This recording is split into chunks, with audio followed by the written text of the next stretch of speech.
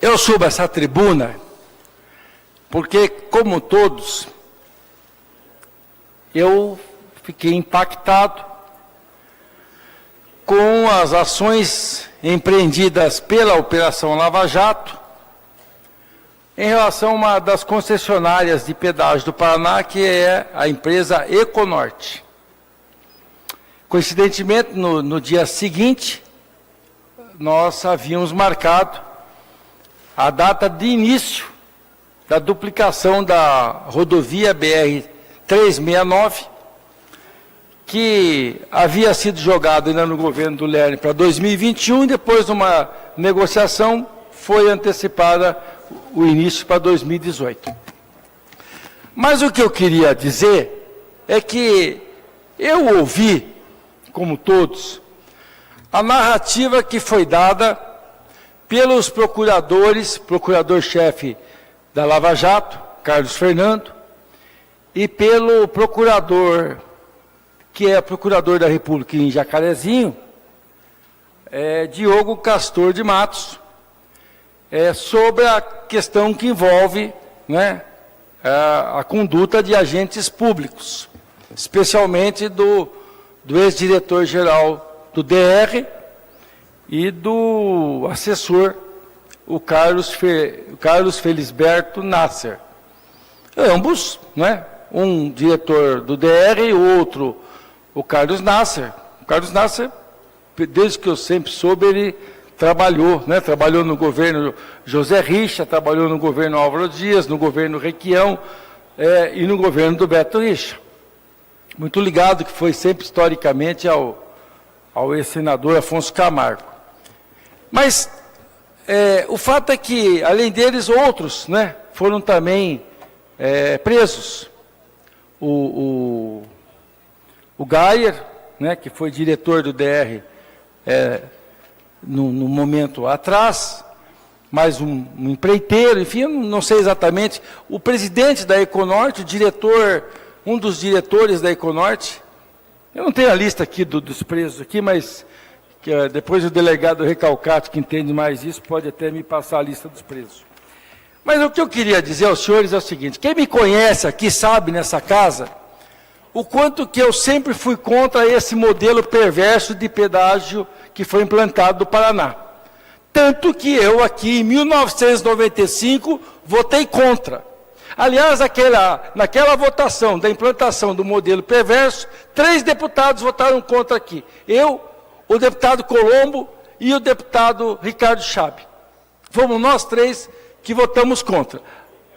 Eu votei em nome da bancada do PMDB, à época, o deputado Pérez também, claro, o deputado Colombo votou em nome da bancada do PT, antes que eu cometa aqui uma injustiça. O fato é que votei contra porque eu conhecia, eu tinha tomado conhecimento do que era a síntese do programa que queria ser implantado pelo governo de então do Jaime Lerner.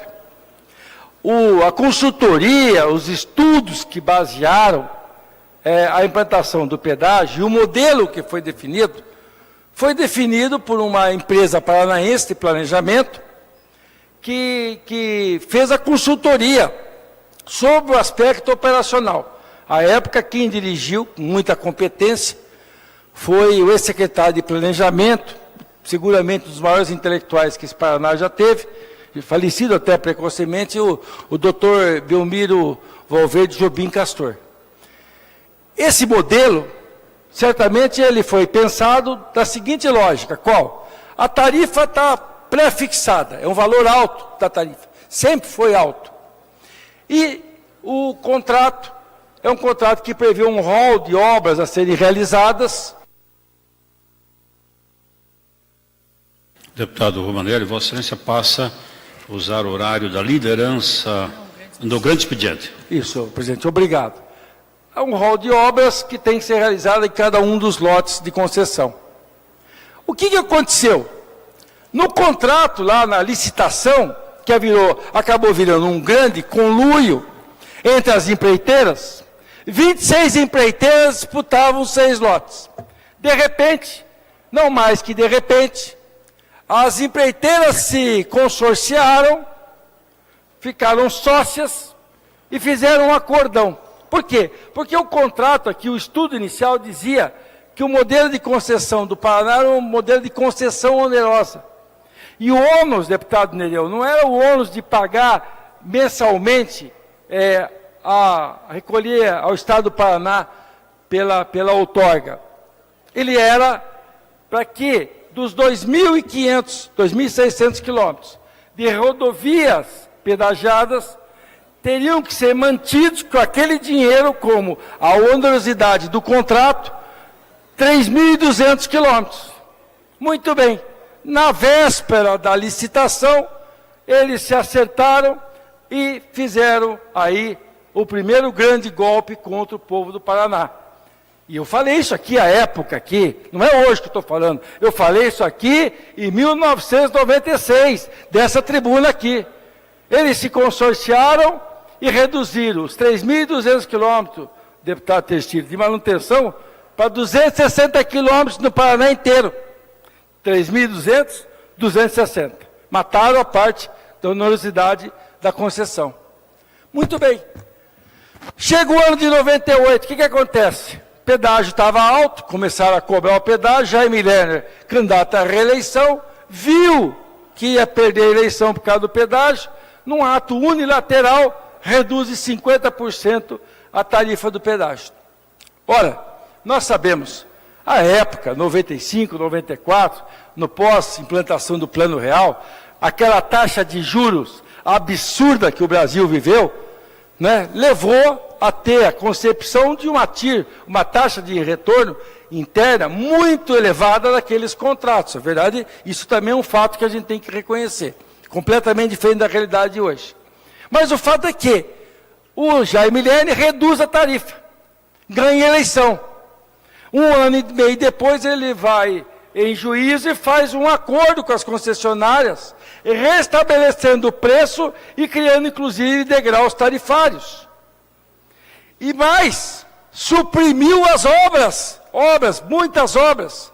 Outras tantas obras não foram suprimidas, mas como é o caso da BR-369, deputado Tercílio, ela tinha que ter sido construída, a duplicação dela, no ano 2000.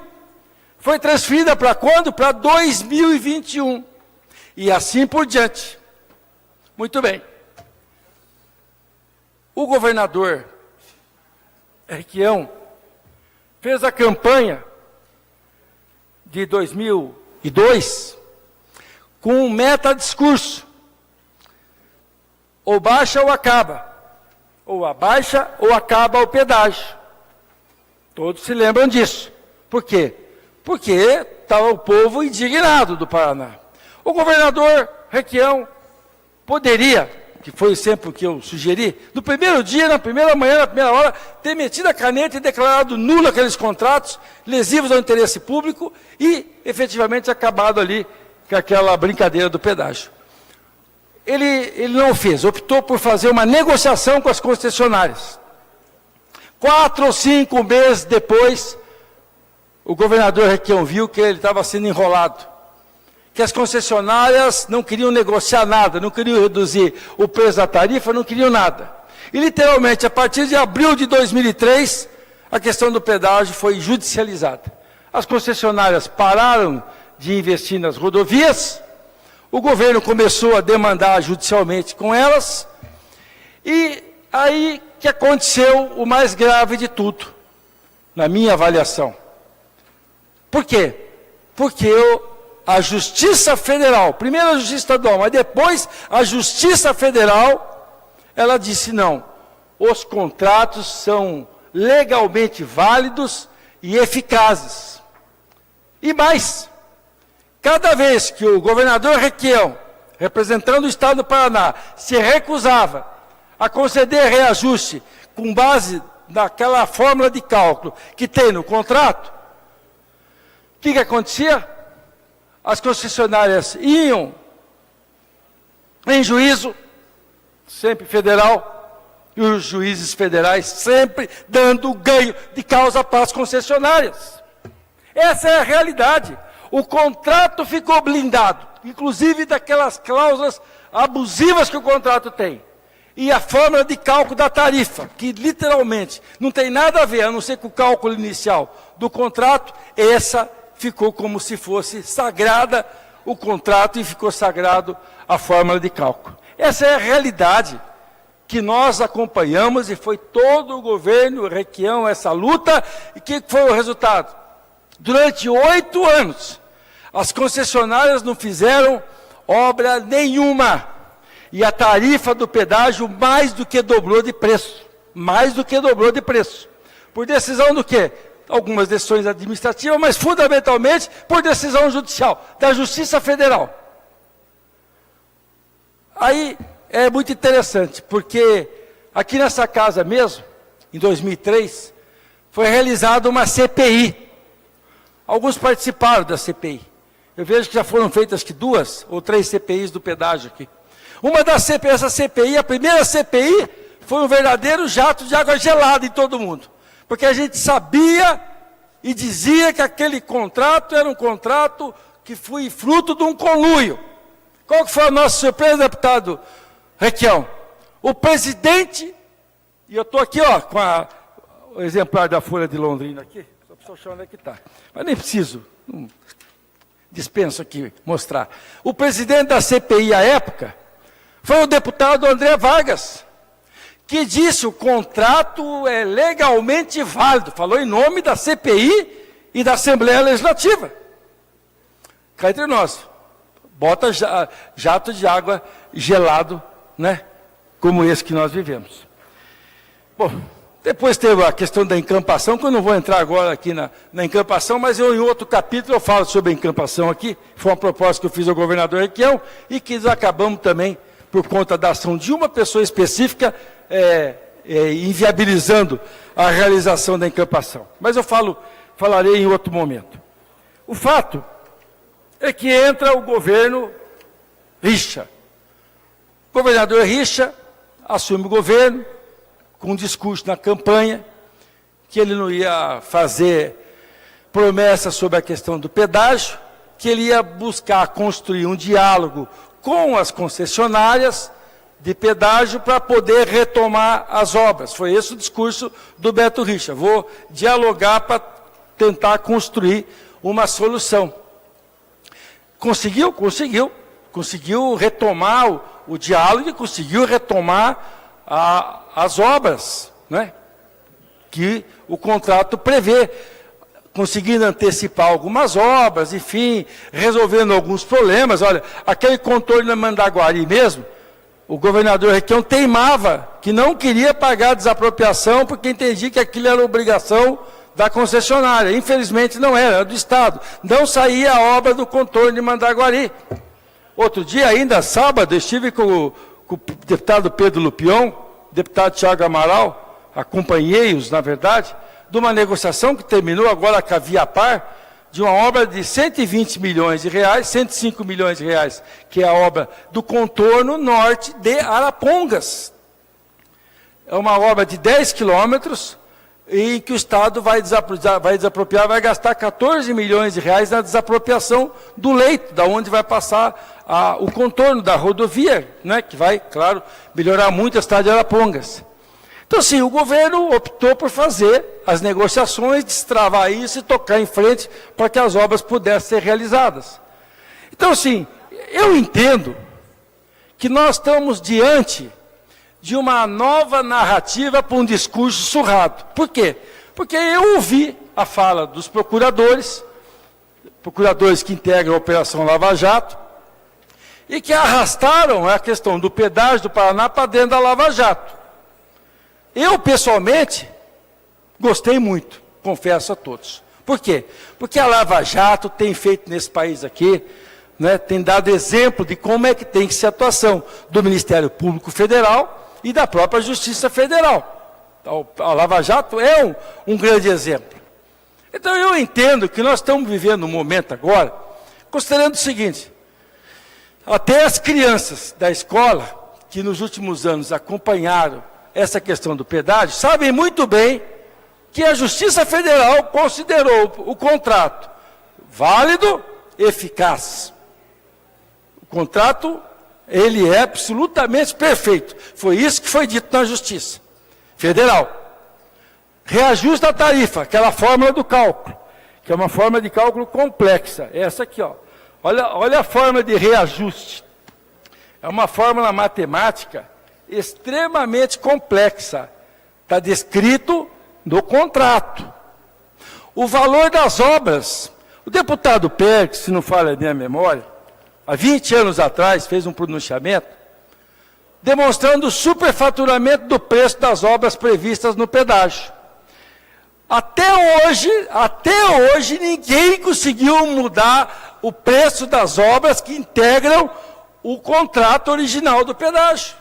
Não conseguem mudar. Elas custam, em média, alguns serviços, claro, menos, outros mais, mas, em média, elas custam 30% a mais que a tabela do DR. Só a tabela do DR só é usada quando alguma obra é nova, daí usa a tabela do DR. Quando é a obra antiga, prevista no contrato, é aquela tabela que tem, em média, 30% a mais do que a tabela do DR. E ninguém, não há santo nesse país aqui, que tenha conseguido mudar essa realidade. Eu estou dizendo isso e focando alguns aspectos aqui, porque eu entendo assim, a narrativa que eu achei interessante foi a narrativa que os procuradores, deputado Anibele, líder da oposição, fizeram na sexta-feira, da coletiva. Ou seja, muito se falou ali em poder encontrar, né? Olha, o preço do pedágio do Paraná é uma chaga aberta, é uma ferida aberta.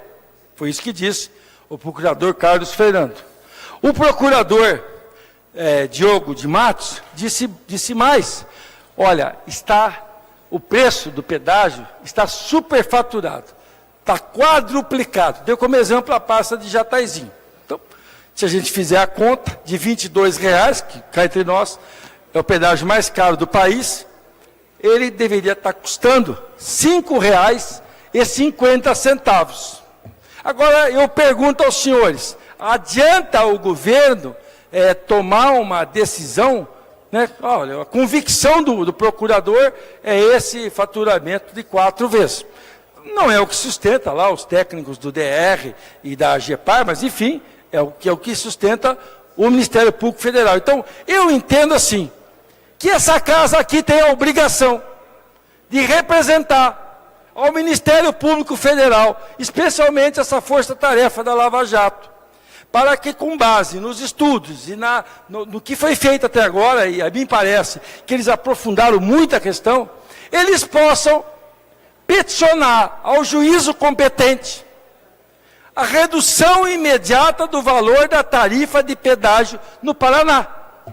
Eu entendo que haverá de ter, nesse momento, diferente dos outros, onde a Justiça Federal sempre deu ganho de causa para as concessionárias, haverá de se ter um juiz federal que possa determinar, né, liminarmente a redução da tarifa e que se faça, de fato, um encontro de contas e ver o quanto que essas empresas já faturaram e, efetivamente, o quanto que elas investiram nas rodovias do Paraná. Eu penso que seria uma grande defesa do interesse público. Agora, indiscutivelmente, nós aqui não temos poder para fazer isso. O Estado do Paraná, através do Poder Executivo, também já demonstrou que não conseguiu, porque a Justiça Federal sempre disse não. Então, eu entendo que, na medida que aqueles homens que estão prestando um serviço tão relevante à nação, que tem uma grande força moral, fundamentado num pedido, numa medida judicial, certamente haverá de ter um juiz, o juiz competente para definir esse tema, quem decide isso, claro, é a Justiça Federal, quem será o juiz? Um juiz para poder conceder uma liminarmente a redução da tarifa de pedágio do Paraná, e eu... Deputado Romanel, Vossa Excelência pode falar ou no horário do seu partido ou na liderança do governo. Se o meu líder conceder, Tiago Amaral, eu falarei no horário do horário do PSB. PSB, pois não, mais 10 minutos. Eu só quero concluir esse raciocínio aqui. Porque se na medida que nós teremos uma análise a ser feita, né, de forma absolutamente objetiva, com base naquilo que foi levantado pelos integrantes da Operação Lava Jato, em concurso com a Polícia Federal, eu entendo que dentro dessa narrativa que foi dada por pedágio, nós poderemos ter um grande benefício para a população paranaense e brasileira que corta as rodovias do Estado. Porque nós não temos competência, penso eu, podemos ter a competência, como vai ter a oposição, da crítica em relação à conduta, o suposto recebimento de algum benefício por parte do diretor do DR ou de algum outro agente público, né? Mas nós sabemos muito bem o seguinte, que aquela competência originária, essa competência originária, que envolve a investigação sobre ilícito cometido por agente público, é privativa do Ministério Público Federal. Sobre essa, não adianta eu nem querer tecer comentários. Isso eles sabem o que estão fazendo. Agora, em relação à tarifa de pedágio, eu sei bem o quanto que isso está superfaturado. Eu fui vítima, os senhores sabem, eu fui vítima de ter interditos proibitórios que foram concedidos por juízes federais contra mim desde 2007. Eu estou com os interditos proibitórios que se eu protestar numa praça de pedágio, eu tenho que pagar R$9.000 por hora. Eu e o pai do deputado, aliás, Anibele Neto, nós temos interditos proibitórios, e restou o que para nós?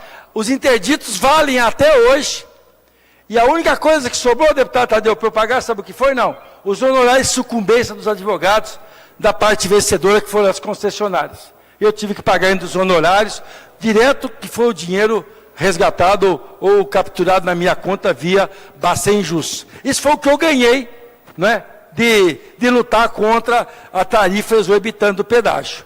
Então eu quero conclamar essa casa aqui, a que nós tenhamos uma ação proativa de cobrar uma solução, não só no discurso, mas uma solução efetiva da força-tarefa da Operação Lava Jato, e vou repetir aqui, considerando a força moral que a Operação Lava Jato, que os seus integrantes têm hoje, perante qualquer órgão da Justiça, especialmente, é claro, da Justiça Federal, que, como eu disse aqui, na minha narrativa aqui, deputado Márcio Pacheco, o Estado do Paraná perdeu todas as ações, o Paraná perdeu. O Requião perdeu todas, saiu do governo frustrado em relação a isso. E eu quero dizer que o desafio que nós temos aí pela frente é o desafio, de um lado, exigir, obrigar que as concessionárias, elas, de um lado, não interrompam as obras que estão realizando no Estado do Paraná, e, de outro, conseguir que a Justiça Federal autorize a redução da tarifa. Se o juiz, se o procurador diz que está superfaturado em 400%, que se reduza a tarifa. Vou dar um exemplo, pedágio de Ataizinho de R$22 tem que ser dado, tem que ser reduzido para R$5,50. Há de se ter um juiz federal que tenha a coragem de pegar e determinar a redução do pedágio, do valor do pedágio no Paraná. Que é uma chaga, e tem razão, é uma ferida, é uma chaga que está aberta. Mas reconheçamos aqui, né? Esse campo da cogitação é o nosso aqui, da política. É o campo do discurso, é o campo onde das CPIs que foram realizadas aqui, que traz os técnicos, cada um justifica. Se há elementos para o procurador afirmar que está superfaturado em 400%, peticiona, medida judicial, e o juiz concede a redução da tarifa de pedágio no Paraná. E eu vou encaminhar, senhor presidente, senhores deputados, um requerimento nesse sentido. Vamos elaborar uma representação ao Ministério Público Federal, a força-tarefa da Lava Jato, com o apoiamento de todos os deputados e deputadas dessa casa aqui, pedindo providência imediata do Ministério Público Federal para reduzir a tarifa do pedágio. Porque não adianta só ficar na crítica, nós temos que ter ação, agir. Isso é que faz a diferença na vida de uma pessoa. No mais, presidente, eu teria mais muitos temas para tratar aqui sobre o pedágio, mas no momento apropriado, pontualmente, nós vamos retornando a essa questão, porque eu reconheço que durante esses anos todos eu trabalhei muito sobre esse tema aqui, conheço profundamente o contrato, conheço as cláusulas abusivas, aquelas que garantem essa tarifa alta e mais do que tudo, né, aquelas que preservam sempre um contrato que é leonino em favor das concessionárias do pedágio do Paraná. E quero dizer mais, deputado Tercílio, creio que essa casa aqui tem que votar uma lei, nós votamos uma lei de alteração, presidente Traiano, uma lei em que nós colocamos uma trava que na prática impede de fazer a prorrogação dos contratos de pedágio por conta, não é, da necessidade de submeter ao plenário dessa casa. Pois bem, eu entendo que nós devemos fazer um projeto de lei aqui, até para que nenhum que se aventure aí pela frente, até 2021, quando termina esse contrato, se aventure a querer tentar prorrogar o contrato. Vamos fazer uma lei aqui proibindo a renovação desses contratos de pedágio. Senhor presidente, só eu quero dizer que o deputado Tiago, ele sempre com muita inteligência jurídica, ele formulou aquilo que deve ser os nossos dois pedidos. A redução da tarifa pelo menos em 75%. E o segundo ponto, a manutenção das obras que estão em andamento. Acho que são os dois pedidos que devem ser formulados ao Ministério Público Federal, porque a decisão judicial poderá, obviamente, determinar a redução e, ao mesmo tempo, a manutenção das obras que estão em andamento. De horário. Eu não tenho mais horário para poder gastar, mas antes desse governo eu vou reservar a Vossa Excelência, certamente. Mas eu agradeço muito a atenção de todos e todos. Quero pedir o apoiamento para esse requerimento, dessa representação ao Ministério Público Federal, de toda...